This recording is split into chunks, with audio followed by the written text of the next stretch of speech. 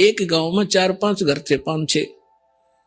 तो भगवान वहां जाते थे, गांव गांव में, नगर नगर में अपना अमृतवाणी सुनाया करते थे, बोल बोल के जैसी लीला भगवान किया करते। तो मलुकदास के गांव में 4-5-6 भक्त परिवार थे। तो गुरुजी वहां गए सत्संग करने के लिए। तो सभी ने प्रार्थना की, आज हमारे घर करना, कल हमारे घर करना, हमारे घर चरण रखना। अब गुरुजी जाते हैं तो उत्तम भोजन बनाया जाता है।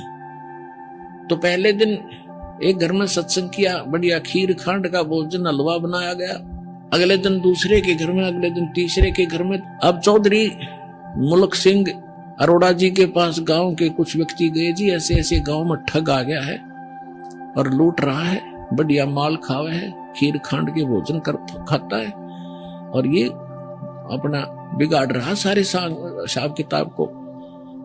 और ब्रह्मा विष्णु महेश के बारे में वो उठ पटांग बोलता है। अरोड़ा जी भी कृष्ण जी के पुजारी थे, मुल्कदास जी। तो मुल्कदास ने सोचा, बुद्धिमान व्यक्ति होते हैं वो अपने सत्र से काम करते हैं, भगवान से डरने वाले होते हैं।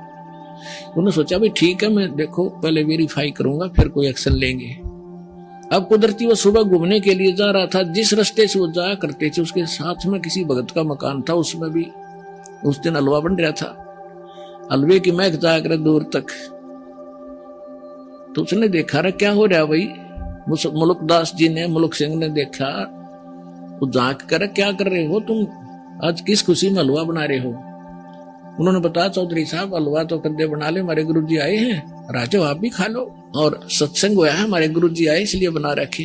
तो उसने देखा कि यूं है वो गुरुजी दिखे। कहा ये कहने लगा, कितने दिन हो गए तुम्हारे गुरुजी का आए? अजी आज चौथा दिन है।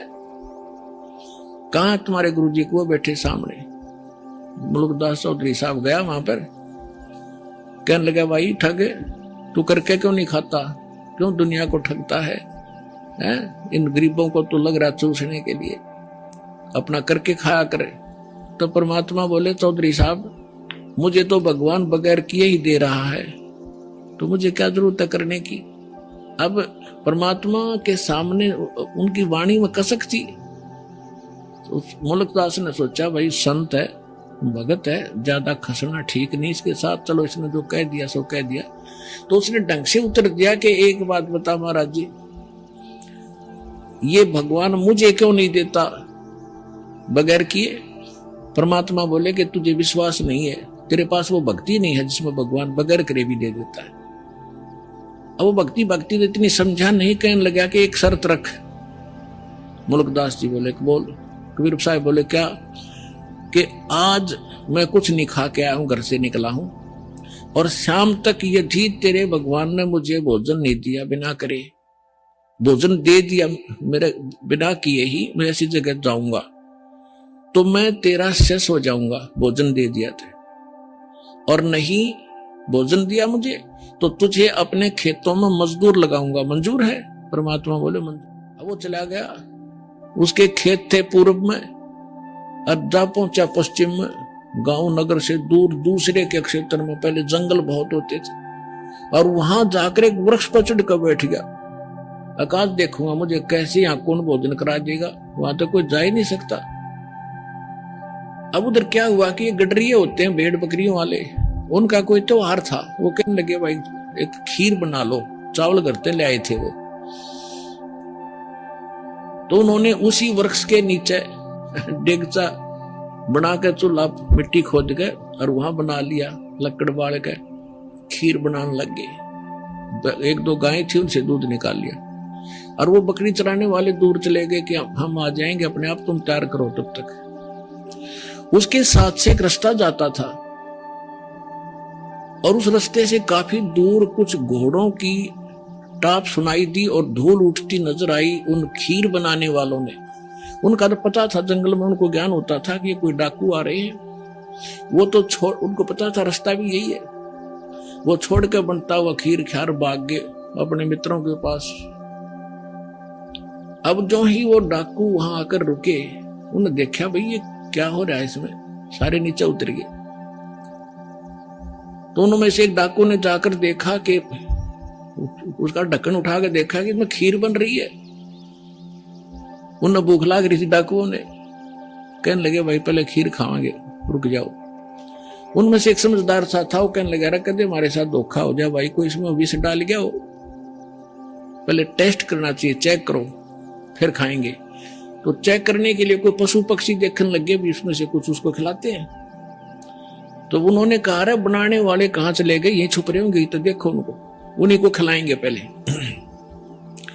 इधर उधर देखा कोई नहीं पाया, फिर ऊपर ने देखा तो मुल्कदास बैठे ऊपर, चौधरी साहब। उन्होंने सोचा कि यही है, ऊपर छुप गया डरता। उन्होंने कहा डाकुओं ने कि आजा भाई नीचे आजा।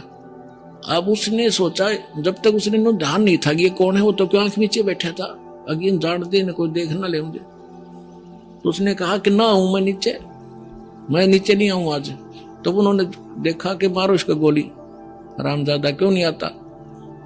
तो उन्होंने देखा है तो भाई गोली बंदूक भी ले रहे हैं। तो बोला मारियो ना, मैं नीचे आ जाता हूं। वो नीचे आ गया, एक पात्र में खीर निकाल कर करके ठंडी, और कहा इसको खा। वो ने कहा मैं खीर कती नहीं खाऊं, क्योंकि प्रतिज्ञा करके चेला बनना पड़ा चौधरी साहब ने। और उनका पक्की जचगी, किसी ने कुछ ना कुछ मिला रखा है निकम्मे ने, पक्का चोर है। वो खीर तो नाट्य, वो धक्कत खाओ, उसका दो मारे जूत, लात मारी, अखा बैठ गए। वो इतनी थोड़ी डाल रखी थी और डाली को और खा, जल्दी पता लग गया कि नहीं खाओगा तो जल्दी पता लगेगा इसका। 1 घंटे वहां बैठाए रखा, फिर उसने सारी कहानी बता दीजिए, मैं इसलिए नाटू था, मारो मत मरा, हमारी एक संत के साथ प्रतिज्ञा थी, आज वो सफल हुए, मैं हार गया। तो उन्होंने बोले बात जा तू जाते। अब उसका एक मारे जो तरह भाग लिया सीधा। अब वो जब उसके ऊपर आपत्ति आई तू डाकुआ का फंस गया, अरे इनका इन कौन पूछने आई, मार देंगे गोली तरह। तब याद किया उसी को, हे जो उनके गुरु जी का नाम तो जाना नहीं था, उन गांव वालों के नाम जानता था, गांव वाले के, कि हे धन्ना के गुरु जी आज मेरी जान बचा दे, मैं तेरा पक्का चेला बनूंगा। वह जान तो बचानी थी परमात्मा ने, तो पक्की निश्चय कर लिया कि आज जान बच गई, जान दे चरण छूंगा उस महापुरुष के। तो वहां से भाग गया पूरी स्पीड तक, परमात्मा के चरणों में आकर पड़कर रोने लग गया। परमात्मा बोले सुना भाई भगवान ने सेवा करी कुछ।